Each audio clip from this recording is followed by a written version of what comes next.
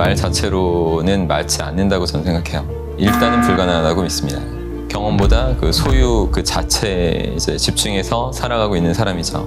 행복에 큰 도움이 되지 않는 소유를 늘리는 데에 더 집착하고 있기 때문이라고 할 수 있을 거예요. 우리가 소유하고 있는 물건들은 우리가 누군지를 정확히 알려줄 수는 없어요. 남들과 계속 비교나 하는 삶을 살아가고 있기 때문입니다.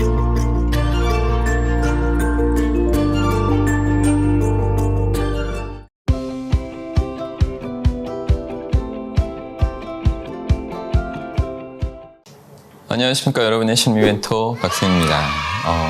여러분, 무소유의 삶을 예찬하는 사람들이 많죠. 근데 여러분은 무소유의 삶을 사실 수 있다라고 생각하십니까? 만약 무소유의 삶이 좋다고 생각한다면 그것을 하는 방법을 알고 계신가요? 이렇게 우리 주변에 가끔 무소유의 삶을 예찬하고 그걸 멋있게 포장하는 사람들이 꽤 있는 것 같습니다. 예전에 여러 유명하셨던 스님들도 무소유의 삶을 거론하시는 적이 있었던 것 같고, 멈춤 비로소 보이는 것들, 그런 책을 쓴 혜민 스님도 계시죠. 근데 혜민 스님도 소유에 대한 집착을 버리지 못한 그런 모습을 최근에 많이 보여주셔서 논란이 있기도 했습니다. 이렇게 보면 스님들도 그걸 잘 실천 못하시는 걸 보여줄 때가 있는데, 무소유의 삶은 아무나 살 수 있는 것이 아니란 걸 알 수 있겠죠. 무소유의 삶은 많은 사람이 동경은 하고 있는데, 결국 그런 경지는 정말 어마어마한 수준 깨달음을 얻은 그 고승이나 가능한 거다, 이렇게 믿고 보통 사람들은 체념하기 일쑤입니다. 무소유가 행복하다는 것은 말 자체로는 맞지 않는다고 저는 생각해요. 인간은 소유를 하고 있어야지 행복하지, 무소유로 행복을 얻는 것이 일단은 불가능하다고 믿습니다. 무소유로 살아가지만 진짜로 행복한 사람 여러분 주변에 보신 적 있으세요?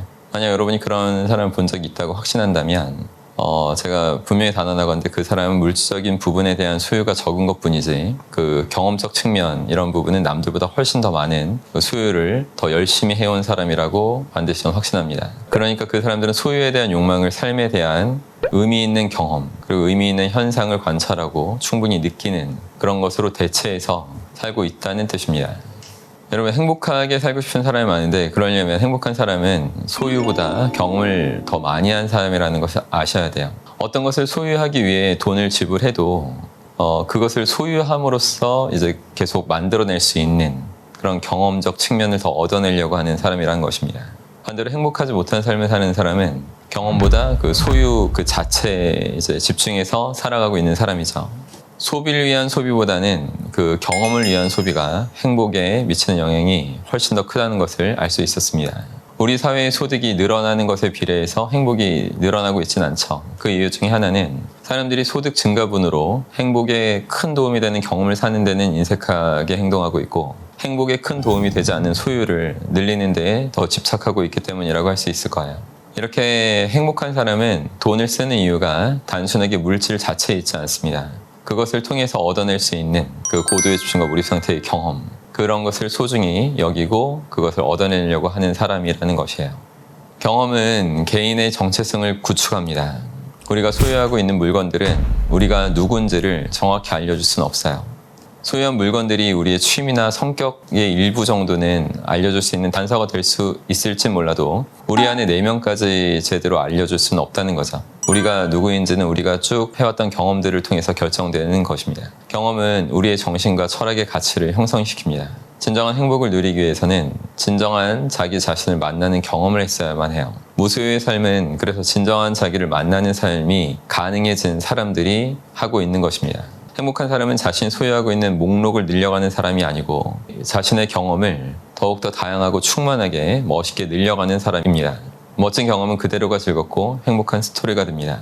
타인과 하는 대화 주제가 소유에 관한 것일 때는 위화감이 조성됩니다. 대화 자체가 불편해지죠. 소유를 자랑 삼아 이야기하는 사람들 여러분이 좋아하신 적이 없을 거예요. 오히려 속물이라고 이렇게 낮춰서 부르실 겁니다. 경험에 대한 대화는 즐거움과 행복을 만들어냅니다.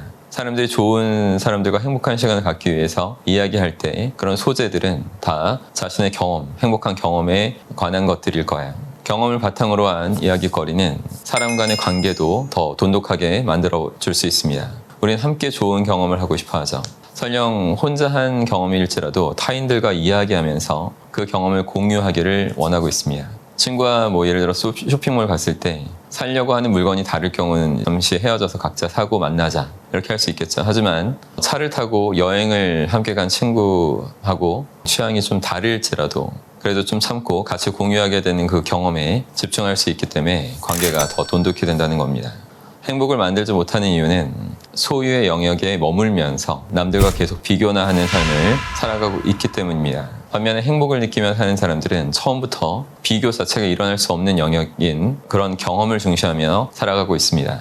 행복하지 못한 자가 소유를 늘려가면서 허망한 과시나하고 타인을 기죽이고 또 오히려 자신보다 더 소유한 사람을 볼 때는 기가 죽을 때 그 행복한 사람은 행복한 경험을 늘려가면서 타인들과 관계를 돈독하게 만들고 자신의 정체성을 더 제대로 구축해냅니다. 행복한 사람들은 자신의 주변에 걸어둘 그 장식품보다 언제나 자랑스럽고 자부심을 느낄 수 있는 경험들 그런 것을 축적시키는 것이 자신을 더 행복하게 만드는 사실을 제대로 알고 살아가고 있습니다.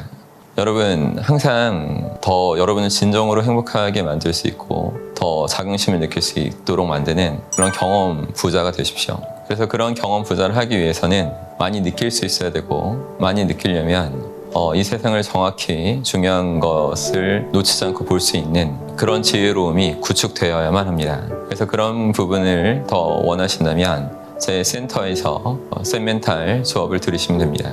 여러분 그럼 항상 힘내시기 바랍니다. 고맙습니다. 여러분 영상 재밌게 보셨나요? 재밌게 보셨다면 구독해 주시고 좋아요 자주 눌러주십시오. 그리고 댓글로 여러분의 생각들, 여러분의 의견들을 많이 남겨주십시오. 그럼 제가 그 글들을 다 보고 친절하게 답변도 남겨드리겠습니다.